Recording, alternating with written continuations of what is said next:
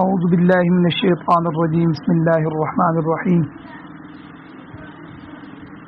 وقالت الیہود والنصارى، اور کہا یہودیوں نے اور عیسائیوں نے کہ نحن ابناء اللہ، کہ ہم اللہ کے بیٹے ہیں، واحباؤہ، اور اس اللہ کے محبوب ہیں۔ قل، اے نبی، اے میرے پیغمبر، آپ کہہ دیجئے، فلم یعذبکم بذنوبکم، پس وہ اللہ تمہیں پھر کیوں سزا دیتا ہے تمہارے گناہوں پر۔ بل انتم، ایسا نہیں ہے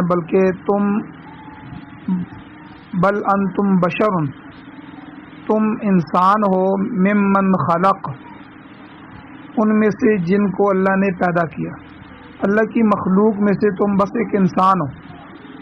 یغفر لمن یشاء ویعذب من یشاء، وہ اللہ بخشتا ہے جس کو چاہے اور سزا دیتا ہے جس کو چاہے۔ وَلِلَّهِ مُلْكُ السَّمَاوَاتِ وَالْأَرْضِ، اور اللہ تعالیٰ ہی کے لیے ہے بادشاہی آسمانوں کی اور زمین کی، وَمَا بَيْنَهُمَا، اور جو کچھ ان آسمانوں اور زمین کے درمیان ہے۔ وَإِلَيْهِ الْمَصِيرُ، اور اس کی طرف لوٹ کر جانا ہے۔ یا اہل الکتاب، اے اہل کتاب یہود و نصارہ، قد جاءکم رسولنا، تحقیق تمہارے پاس آیا ہے ہمارا رسول، یبین لکم، جو کھول کر بیان کرتا ہے، علی فترۃ من الرسل، تمہارے لیے رسولوں کے وقفے کے زمانے میں، ان تقولوا ما جاءنا من بشیر ولا نذیر، تاکہ تم یہ نہ کہو کہ ہمارے پاس کوئی بھی نہیں آیا خوشخبری دینے والا اور نہ کوئی ڈرانے والا۔ فقد جاءکم بشیر و نذیر، پس تحقیق آ گیا تمہارے پاس خوشخبری دینے والا اور ڈرانے والا۔ واللہ علی کل شیء قدیر، اور اللہ تعالی ہر چیز پر قادر ہے۔ چھٹا سپارہ ہے اور سورہ مائدہ جو کہ قرآن مجید کی 5ویں سورت ہے، اس کی آیت نمبر 18 اور 19 آپ کے سامنے تلاوت ہوئی ہے۔ آپ نے اس کا ترجمہ سماعت فرمایا۔ سب سے پہلے ربط آیات ہیں کہ ان آیتوں کا پچھلی آیات کے ساتھ کیا تعلق ہے۔ گزشتہ آیت میں اللہ تعالیٰ نے عیسائیوں کا ایک عقیدہ جو تھا، عقیدہ عینیت، کہ وہ عیسیٰ علیہ السلام کو نصارہ جو ہیں بعین ہی خدا سمجھ کر حلولی اور اتحادی عقیدہ کے قائل تھے کہ وہ عین خدا ہیں، مگر ذات خداوندی اس چیز سے پاک ہے کہ وہ عیسیٰ علیہ السلام یا کسی دیگر شخصیت میں حلول کرے۔ اللہ کی ذات وہ کسی روپ میں، کسی شکل میں ظاہر نہیں ہوتا، لہذا عقیدہ عینیت جو تھا یہ سخت کافرانہ عقیدہ ہے۔ فرمایا اللہ تعالیٰ قادر مطلق ہے، وہ چاہے تو عیسیٰ علیہ السلام کو، ان کی والدہ کو اور روئے زمین پر بسنے والی، رہنے والی ساری مخلوق کو یک دم اللہ ہلاک کر دے۔ اس کو کون روک سکتا ہے؟ بہرحال اللہ نے یہود و نصارہ دونوں گروہوں کی تردید فرمائی کہ دونوں گمراہی کے اندر اور شرک کے اندر مبتلا ہیں۔ اس سے پہلے یہودیوں کے متعلق بیان ہو چکا ہے کہ انہوں نے عہد کو توڑا، جس کی پاداش میں وہ ملعون ٹھہرے، سنگ دل بن گئے، اور پھر اسی سنگ دلی کا نتیجہ یہ ہوا کہ انہوں نے کتاب الہی میں تحریف کی، اس میں انہوں نے لوگوں کے لیے گمراہی کا سامان پیدا کر دیا۔ نصارہ کا حال بھی یہودیوں سے مختلف نہیں ہے، عیسائیوں کا۔ وہ بھی نصیحت کو فراموش کر کے سزا کے مستحق ہوئے، اور نصارہ کو اس دنیا میں یہ سزا دی گئی کہ ان کے اپنے درمیان اللہ نے دشمنی، عداوت، بغض ڈال دیا، دشمنی پیدا کر دی۔ پوری عیسائیت کی تاریخ میں ان کے فرقے، ان کی پارٹیاں اور حکومتیں ایک دوسرے کے خلاف برسر پیکار رہی ہیں، اور آج بھی ان کا یہی حال ہے. یہ نہ اعتقادی لحاظ سے آپس میں متفق ہیں اور نہ سیاسی طور پر متفق. ایک دوسرے کے خلاف ریشہ دوانیاں، نقصانات اور ایک دوسرے کے خلاف مشورے یہ کرتے رہتے ہیں. تاہم ایک بات ہے کہ اہل اسلام کو نقصان پہنچانے کے لیے سارے اکٹھے ہو جاتے ہیں. برطانیہ اور امریکہ آج بھی ایک دوسرے سے متنفر ہیں. ہم عقیدہ ہونے کے باوجود، عیسائی ہونے کے باوجود، برطانیہ کا روس کے ساتھ بڑے عرصے تک جو ہے وہ زار روس کے ساتھ اختلاف رہا. اٹلی، فرانس اور جرمنی سے بھی جنگیں ہوتی رہیں.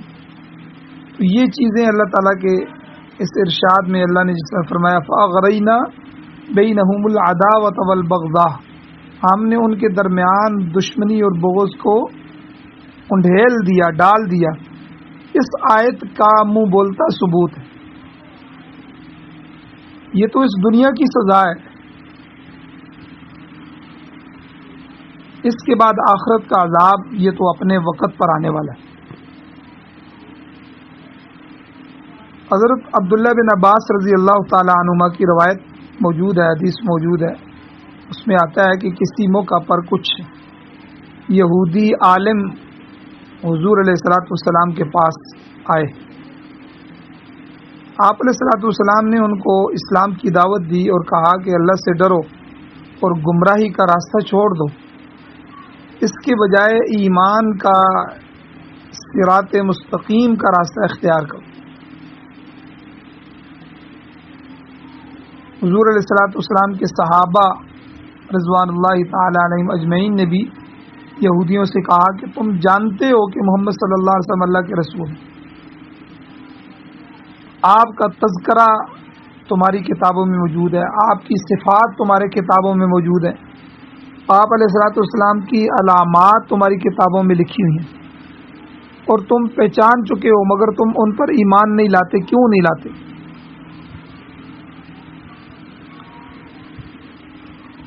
یہودی کہنے لگے آپ ہمیں اپنے دین سے بدظن کر رہے ہیں اور کسی ممکنہ عذاب سے ڈرا رہے ہیں. اللہ تعالیٰ نے ان کے جواب میں اس آیت میں یہ بات دہرائی ہے.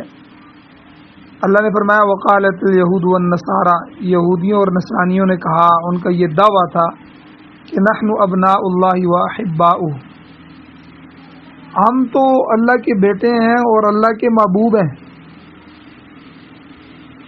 ان کا مقصد یہ تھا کہ اللہ تعالیٰ ہمارا حقیقی باپ تو نہیں ہے، مگر وہ ہم پر باپ کی طرح شفیق ہے، والد کی طرح شفیق ہے. لہذا تم ہمیں کس چیز سے ڈرا رہے ہو؟ ہم تو خود محبوبان خدا ہیں اور وہ ہمیں کوئی سزا نہیں دے گا، بھلا اپنے محبوب کو بھی کوئی سزا دیتا ہے. تو یہودیوں کے اس باطل عقیدے کا تذکرہ سورہ بقرہ میں بھی ہو چکا ہے.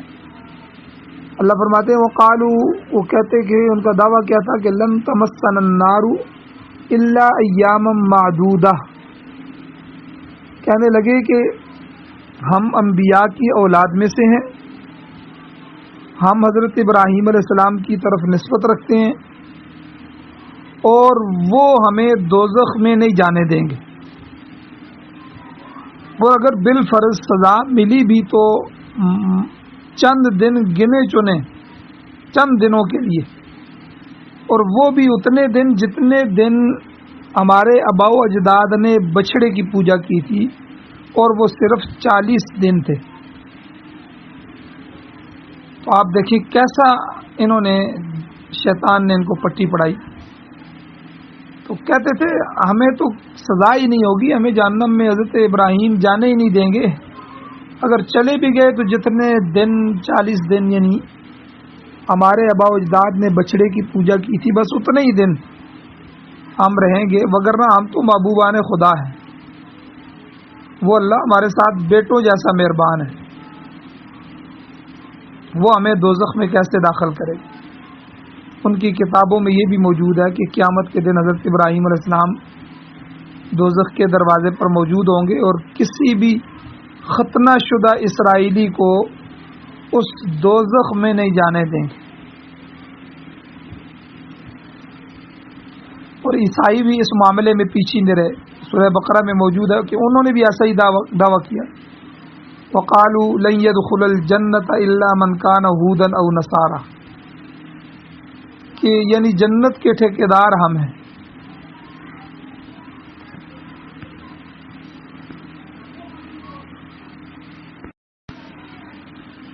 یعنی ان کے دعوے کے مطابق یہودیوں اور عیسائیوں کے علاوہ کوئی شخص جنت میں نہیں جا سکتا. ان کے کہنے کا مقصد یہ تھا کہ جنت میں وہی شخص جائے گا جو یہودی ہوگا یا عیسائی ہوگا، یعنی ہمارے عقیدے پر ہوگا.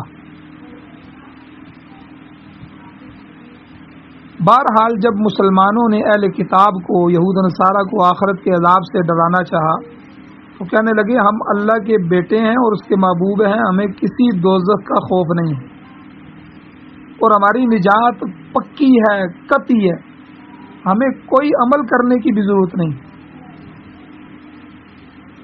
اور جو عیسائی تھے جنہوں نے کفارے کا عقیدہ بنایا تھا کہ عیسیٰ علیہ السلام نعوذ باللہ وہ ہماری جگہ سولی پر چڑھا دیے گئے ہیں، تو کفارے کا عقیدہ رکھنے والوں نے تو صاف کہہ دیا کہ مسیح علیہ السلام سولی پر چڑھ کر ہمارا کفارہ بن چکے ہیں،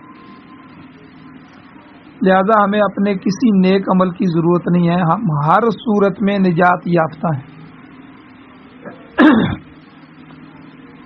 آگے اللہ نے محبوبیت کی بنیاد بھی ذکر فرمائی. حقیقت یہ ہے کہ انبیاء کے شرائع میں، انبیاء کے دین ادیان شریعتوں میں یہ بات موجود ہے کہ انسان کو اللہ کی محبوبیت صحیح عقیدے، صحیح اعتقاد اور اچھے اعمال کی بنیاد پر حاصل ہوتی ہے. قرآن میں اللہ فرماتے ہیں یحبونہ ویحبہم، اللہ کے بندے اللہ سے محبت کرتے ہیں اور اللہ ان سے محبت کرتے ہیں. اللہ ایمان والوں کو محبوب رکھتا ہے جو نیک اعمال انجام دیتے ہیں. باطل عقیدے، باطل اعتقاد صرف صاحبزادگی یا محض کسی بزرگ کے ساتھ نسبت، یہ کوئی مفید چیز نہیں.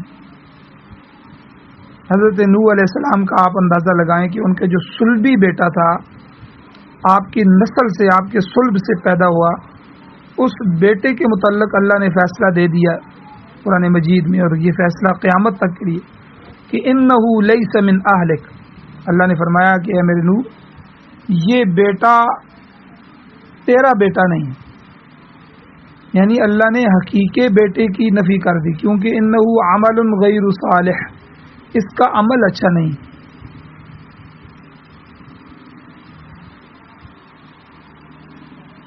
کہنے کا مطلب یہ ہے کہ محبوبیت کا مدار یہ نسب پر نہیں ہے کہ فلاں سادات ہے اور فلاں کو بڑے نسل والا ہے اور فلاں صحابی کی اولاد ہے اور فلاں اس کا، بلکہ محبوبیت کا مدار ایمان پر ہے، تقوی پر ہے اور اعمال صالحہ پر ہے.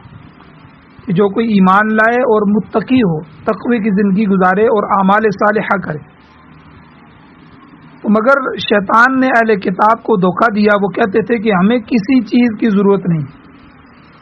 سورہ بقرہ میں بھی اللہ تعالیٰ کے ارشاد موجود ہے کہ جو نیکی کرے گا اور ساتھ تقوی اختیار کرے گا اور اعمال صالحہ انجام دے گا وہ جنت میں جائے گا، اور جو اعتقادی یا عملی برائی کا ارتکاب کرے گا وہ یقیناً جہنمی ہوگا. تو وہ خدا کا پیارا کیسے ہو سکتا ہے؟ دنیا میں آپ دیکھیں شرک کی ابتدا کیسے ہوئی کہ جس قدر بھی شرک دنیا میں پایا جاتا ہے وہ کسی قوم میں یکدم وارد نہیں ہوا، یکدم کوئی جو ہے وہ مشرک نہیں ہوا، بلکہ بتدریج جو ہے وہ شرک آیا ہے. انجیل میں لفظ باپ کا اطلاق خدا تعالیٰ کے لیے کیا گیا ہے. چنانچہ مسیح علیہ السلام نے فرمایا تھا کہ میں تمہارے اور اپنے باپ خدا کے پاس جاتا ہوں، وہ تمہارے پاس ایک اور مددگار کو بھیجے گا جو تمہارے ساتھ رہے گا، میں جاؤں گا تو وہ آئے گا. امام شاہ ولی اللہ محدث دہلوی رحمۃ اللہ علیہ فرماتے ہیں کہ ابتدا میں باب سے یہی مراد لیا جاتا ہے کہ اللہ تعالیٰ اپنے بندوں پر شفقت کے اعتبار سے ان کے بمنزلہ باپ کے ہیں، مگر بعد میں اہل کتاب نے اسے حقیقی باپ اور بیٹے پر محمول کر لیا۔ مشرکین میں بھی آپ دیکھیں کہ شرک آہستہ آہستہ آیا ہے۔ ابتدا میں ان کا عقیدہ یہ تھا کہ بت اللہ کے ہاں ان کے سفارشی ہیں، یہ بت بس اور کچھ بھی نہیں ہے، صرف سفارشی ہیں، اور اللہ تعالیٰ ان کی بات رد نہیں کرتا۔ مگر بعد میں جو آنے والے تھے، آنے والی نسلیں، ان میں یہ عقیدہ جڑ پکڑ گیا کہ یہ بت خود خدا ہے۔ اللہ تعالیٰ نے دونوں اعتقادات کا رد فرمایا۔ کہیں فرمایا کہ دیکھو انہوں نے خود اپنے ہاتھ سے مورتیاں بنائیں اور انہیں خدا کا درجہ دیا، اور پھر خود ہی ان کی پوجا شروع کر دی۔ سفارشی عقیدے کے متعلق فرمایا کہ جن کو تم خدا کے ساتھ شریک کرتے ہو یا جبری سفارشی بناتے ہو، یہ انہوں نے ہر حال میں ہماری سفارش کرنی ہی کرنی ہے، انہوں نے ہمیں وہاں سے چھڑا لینا ہے، اس کو کہتے ہیں جبری سفارش۔ کہ بھئی تم جب جبری سفارش بناتے ہو تو یاد رکھو ان کو کوئی اختیار حاصل نہیں اور نہ کوئی ایسی سفارش کر سکتے۔ آیت الکرسی میں اللہ خود فرماتے ہیں من ذا الذی یشفع عنده الا باذنہ، کون ہے جو اللہ کی اجازت کے بغیر اس کے سامنے سفارش کر سکتے۔ سفارش تو ساری اللہ کے ہاتھ میں ہے۔ انہوں نے کیسے عقیدہ بنا لیا ہے کہ یہ معبود اللہ کے ہاں جا کر ان کی لازمن سفارش کر کے ان کو وہاں سے چھڑا لیں گے۔ تو بہرحال ابتدا میں عیسائیوں کے عقیدہ ابنیت کا مطلب یہ تھا کہ وہ خدا کے محبوب ہیں، مگر بعد میں اسے جو ہے وہ حقیقی بیٹے پر محمول کرنے لگے۔ چونکہ مسیح علیہ السلام کا باپ کوئی نہیں ہے، لہذا خدا ہی اس کا باپ ہے، نعوذ باللہ من ذالک۔ اس طرح انہوں نے یہ باطل عقیدہ وضع کیا۔ اب اہل کتاب کے جو دعوی محبوبیت ہے کہ ہم اللہ کے محبوب ہیں، نحن ابناء اللہ و احباؤہ، اس دعوی محبوبیت کے خلاف اللہ تعالیٰ نے ایک دلیل پیش کی ہے۔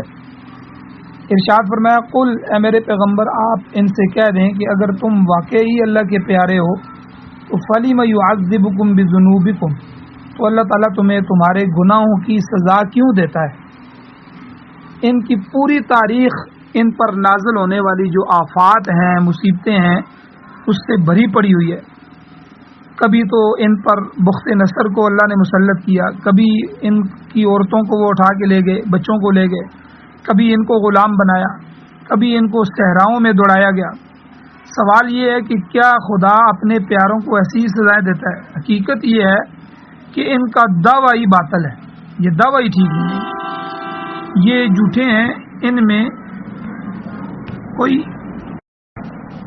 خصوصیت ایسی نہیں ہے۔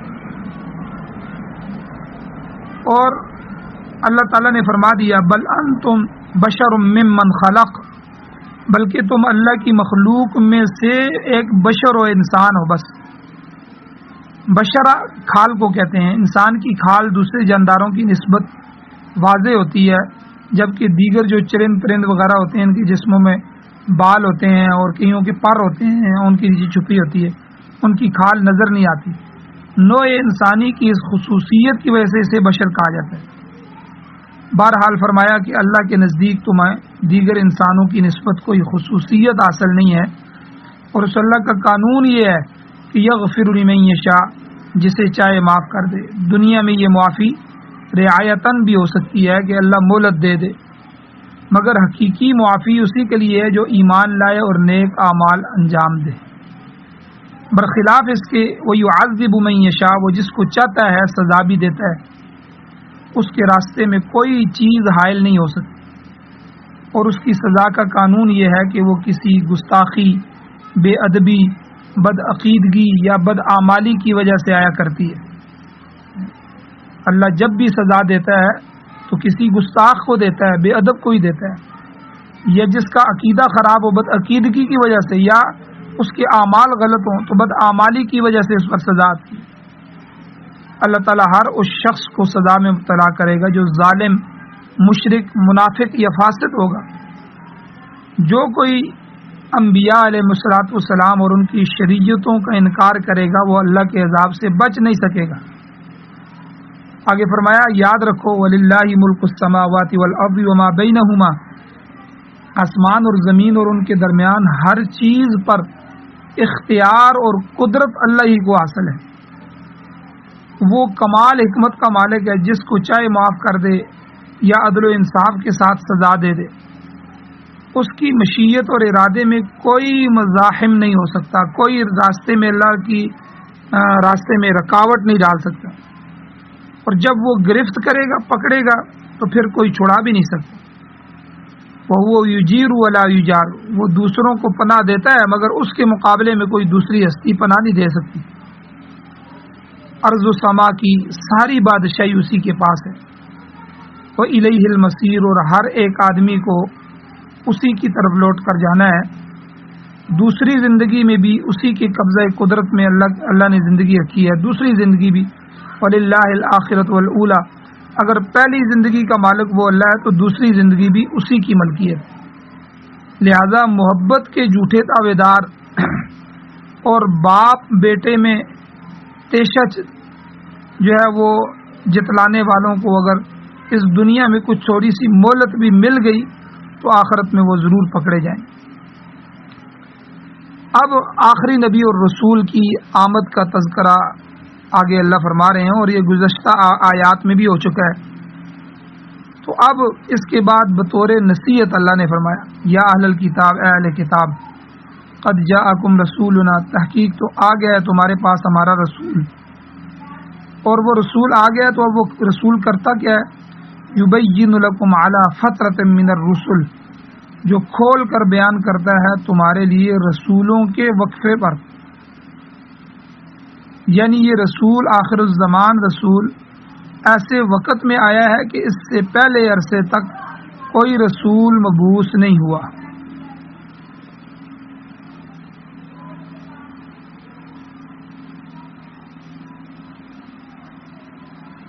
اور اللہ تعالیٰ نے فرمایا قد جاءکم رسولنا، تحقیق آ گیا تمہارے پاس ہمارا رسول، اور وہ رسول کیا کرتا ہے؟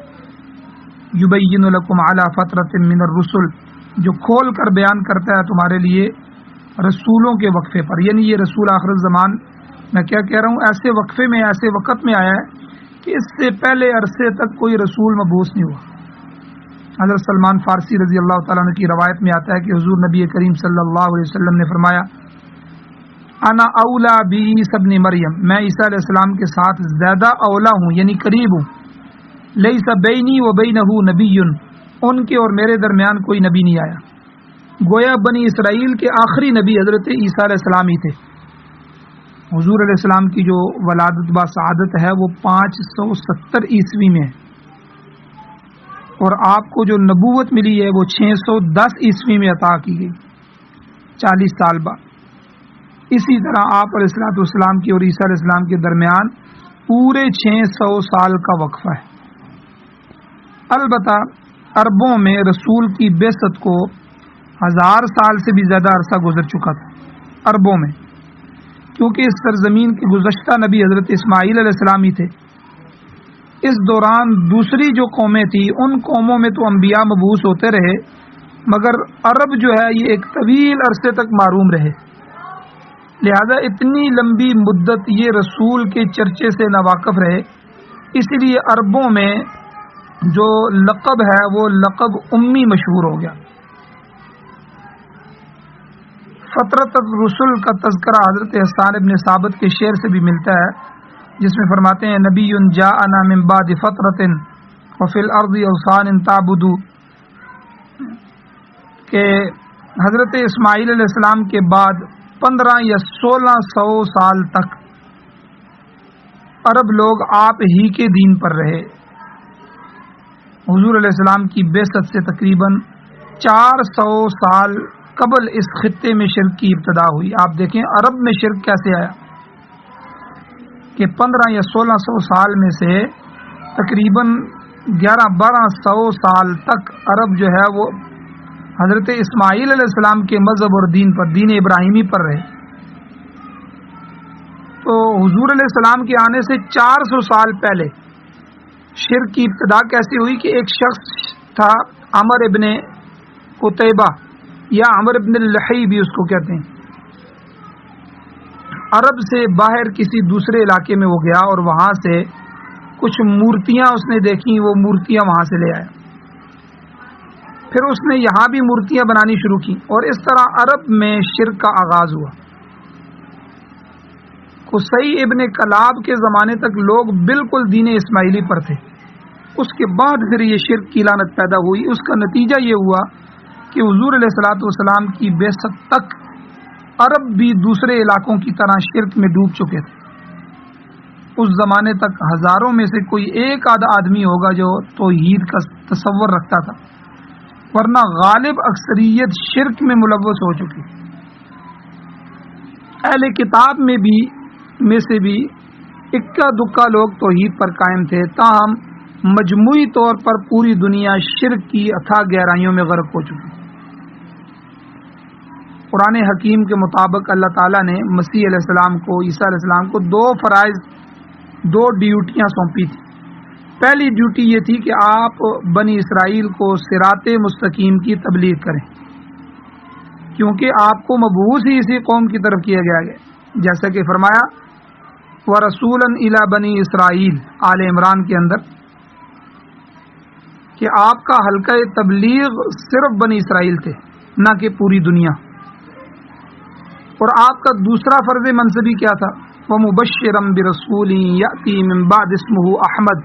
سورہ صف میں 28ویں سپارے میں اللہ فرماتے ہیں یعنی آپ اس بات کی خوشخبری سنا دیں کہ میرے بعد ایک عظیم الشان رسول آنے والا ہے، جس کا نام بھی انہوں نے بتایا کہ اسمہ احمد، جس کا نام احمد ہوگا. تو اسی کو احمد کو یہ سریانی زبان میں فرقلیت کہتے ہیں، جس کا معنی ہے ستودہ جہان. تاہم جیسا کہ گزشتہ درس میں بیان ہو چکا ہے، عیسائیوں نے اس لفظ کو انجیل سے حذف کر دیا کیونکہ یہ حضور علیہ السلام پر صادق آتا تھا. تو گزشتہ 1.5 صدی تک یہ لفظ انجیل میں موجود تھا، مگر موجودہ انجیلوں سے وہ حذف کیا جا چکا ہے.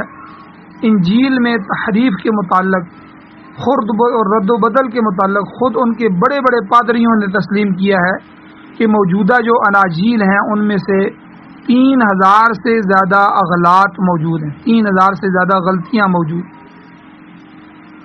اب اصل انجیل کو تلاش کرنا ممکن نہیں رہا، تو پھر جملہ جو اناجیل تھیں، جملہ کتابیں تھیں، ان کی 120 تک کی تعداد کا پتہ چلتا ہے.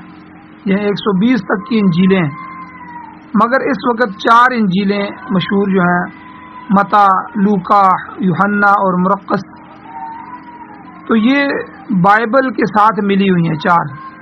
تو 5ویں انجیل بربناس ہے، یہ بھی موجود ہے. تو بہرحال فرمایا اللہ تعالیٰ نے کہ رسولوں کے اس طویل عرصے کے بعد تمہارے پاس ہمارا رسول آ گیا ہے جو تمہیں احکام ہمارے کھول کھول کر بیان کرتا ہے. پہلے بھی گزر چکا ہے، مصلحت کے مطابق بعض احکام کو تفصیل کے ساتھ بیان کر دیتا ہے، اور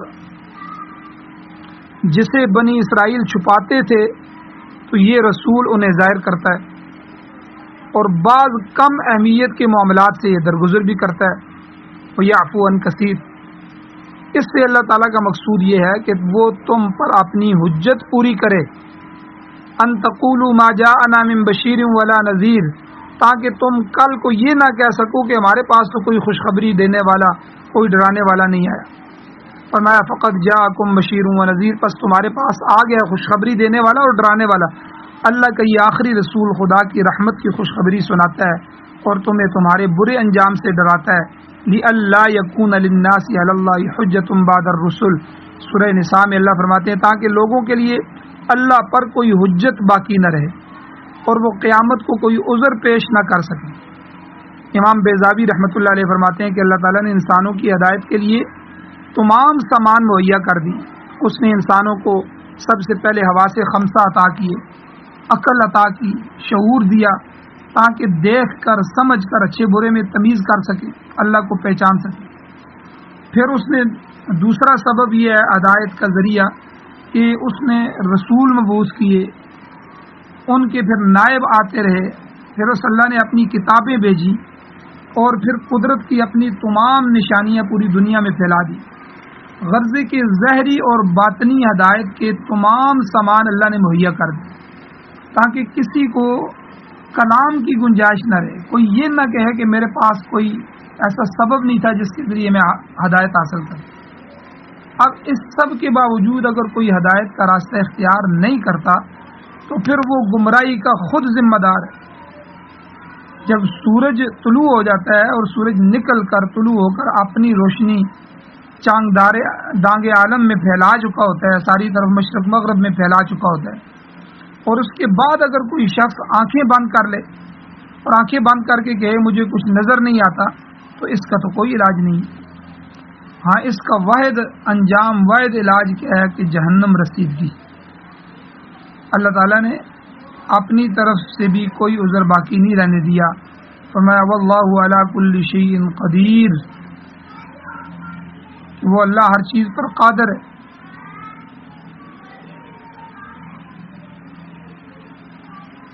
تو وہ ہر چیز پر قادر ہے۔